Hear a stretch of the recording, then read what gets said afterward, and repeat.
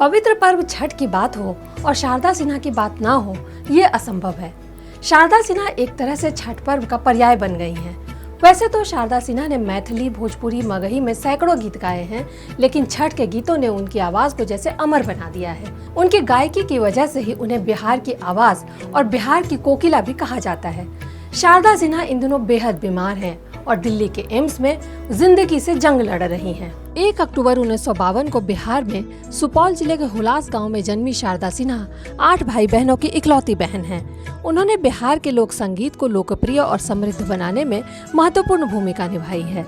शारदा सिन्हा ने अपनी गायकी से कई पीढ़ियों को प्रभावित किया और उन्हें अपनी संस्कृति, आस्था और जड़ों से जोड़ा भी है। ऐसा नहीं है कि गायकी का उनका रास्ता आसान था। शादी के बाद उनकी सास को उनका गाना बजाना पसंद नहीं था, लेकिन शारदा सिन्हा का साथ उनके ससुर और उनके पति ने दिया। शादी के बाद भी उनकी गायकी का सिलसिला चलता रहा। बीएड करने के बाद उन्होंने म्यूजिक में पीएचडी किया और फिर समस्तीपुर कॉलेज में प्रोफेसर बन गयी। टीचिंग जॉब में आने के बाद वो नौकरी भी करती रही और गायकी का सिलसिला भी चलता रहा। दरअसल गायकी का उनका करियर 1970 के दशक में परवान चढ़ा।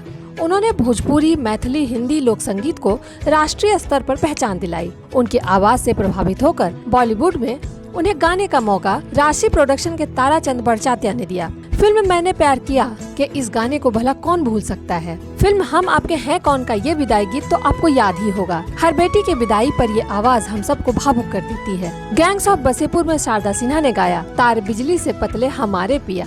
बॉलीवुड के इन गीतों ने उनकी प्रसिद्धि को और बढ़ाया। संगीत में शारदा सिन्हा के योगदान को देखते हुए 1991 में उन्हें पद्मश्री, सन 2000 में संगीत नाटक अकादमी पुरस्कार, सन 2006 में राष्ट्रीय अहिल्या देवी पुरस्कार, सन 2015 में बिहार सरकार पुरस्कार और सन 2018 में पद्म भूषण से सम्मानित किया गया। शारदा सिन्हा हमेशा से एक बेहतरीन लोक गायिका के साथ साथ एक जिंदा दिल इंसान के तौर पर जानी जाती रही हैं। लेकिन इसी साल जब से उनके पति ब्रजकिशोर सिन्हा का निधन हुआ है, तब से वो एकदम चुपचाप सी हो गई हैं। पति की मौत का उन्हें ऐसा सदमा लगा कि खाना पीना छोड़ दिया। वो इस सदमे को झेल नहीं पाई और इसके बाद से उनकी तबीयत खराब रहने लगी है।